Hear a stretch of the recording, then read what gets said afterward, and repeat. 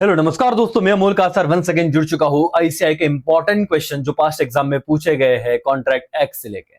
आज हम लोग डायरेक्ट एक सवाल करने वाले हैं जो as it is straightforward पूछा गया था। जिन बच्चों ने अच्छे से पढ़ा है उन्हें ये वाला आंसर जरूर आ जाएगा करके, नहीं भी पढ़ा हो तो अब इस लेक्चर के बाद इसे याद रखना। पूछा था सवाल, state the essential elements of contract of bailment. Contract of bailment के कौन से इसेंशियल एलिमेंट्स है उसे बताइए। दोस्तों बहुत ही छोटा सा आंसर है, 6 मार्क्स के लिए ये सवाल पूछा गया था इंस्टीट्यूट द्वारा मॉक टेस्ट पेपर में, और इतना सा ही इसका आंसर है, दैट्स ऑल। और अब मैं अपने तरीके से आपको इसको बताता हूं तो इजीली आपको कंसेप्ट भी रिवाइज हो जाएगा, सारी चीजें ध्यान में भी आ जाएगा और बेलमेंट का वापस रिवीजन हो जाएगा करके। ध्यान से देखिएगा, सेक्शन एप्लीकेबल है section 148 of Indian contract act. Bailment का मतलब क्या है सर?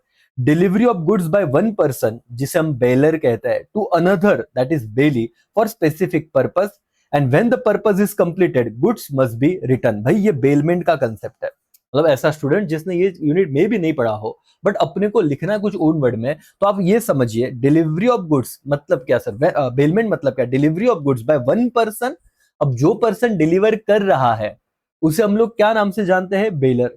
टू अनदर पर्सन उसे क्या कहेंगे? बेली। फॉर स्पेसिफिक पर्पस, जैसे रिपेयर करके दो भैया, तो वो स्पेसिफिक पर्पस कंप्लीट होने के बाद जो गुड्स क्या होने चाहिए? रिटर्न होना चाहिए। इसे हम लोग बेलमेंट कहते हैं। अब देखते हैं पहला जो मतलब हमें जो सवाल पूछा था essential element of contract of bailment, तो पहला इसेंशियल एलिमेंट है delivery of goods. There must be delivery of goods from bailor to bailee. अब ये तो समझ में आ गया, बेलर और बेली, ठीक है। Delivery can be actual physical giving goods और constructive symbolic delivery. Example handling over car for servicing.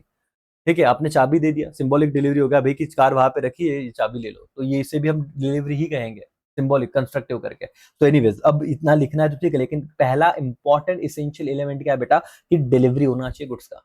वो एक्चुअल कंस्ट्रक्टिव दोनों ही चलेगा। दूसरा, bailment must be based on contract. There must be agreement that goods will be returned after purpose is achieved. Bailment cannot be exist without contract, क्या express और implied. तो compulsory, ये बहुत ज्यादा इसेंशियल एलिमेंट है, ये इंपॉर्टेंटली ध्यान ही रखना है कि हमेशा बेलमेंट किस पे बेस रहेगा? कॉन्ट्रैक्ट। एग्रीमेंट होना ही चाहिए, पर्पस फिक्स होना चाहिए और कहना चाहिए पर्पस होने के बाद हम आपको गुड्स रिटर्न दे देंगे। Return of specific goods, the same goods must be return after purpose is completed. कौन से गुड्स? क्या अलग दिए तो चलेगा क्या? तो बेलमेंट का ये इसेंशियल कंडीशन है सर, इसेंशियल एलिमेंट है कि जो गुड्स आपने दिया है वही सेम गुड्स आपको क्या होना चाहिए?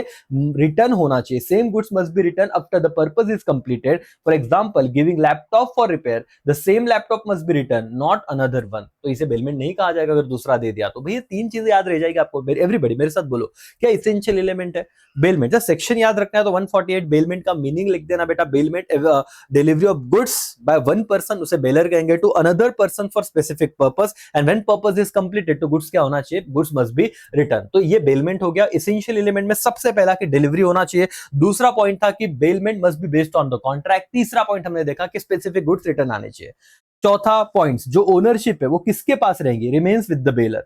Only position of goods transfer to bailee. Bailee के पास जब मैं लैपटॉप रिपेयर करने को दे रहा हूं तो ओनरशिप थोड़ी ना दिया, रिपेयर करके मेरे को देना है, तो मैंने सिर्फ पोजीशन ट्रांसफर किया है। Ownership stay with the baler.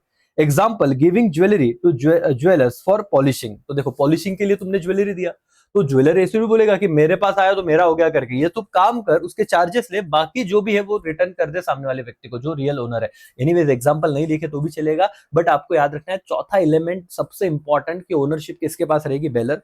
Goods must B कैसे होने चाहिए? मूवेबल ही होने चाहिए। Bailment applies only to movable goods. Immovable property, land and building and money can not be bailed. बेटा आईएमपी करना इसे, ठीक है, can not be bail. For example giving bike for service, ये बेलमेंट तो है but giving money is not bailment. That's all मेरे दोस्तों। यहाँ पे ये 5 पॉइंट अगर आपको इसेंशियल एलिमेंट, डायरेक्ट 6 मार्क्स का सवाल था, अगर आया तो कितना सिंपल हो जाएगा।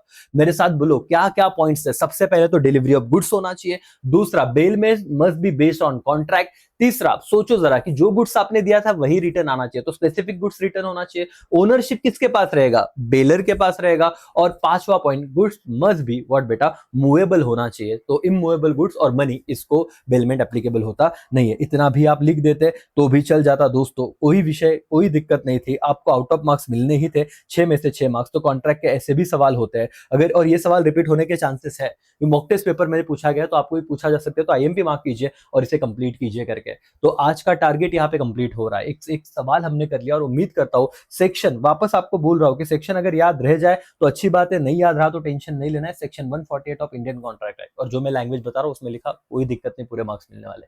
चलो थैंक यू सो मच, पढ़ते रहो और कॉन्फिडेंस बनाए रहो। बाय बाय, टेक केयर, जय हिंद जय भारत।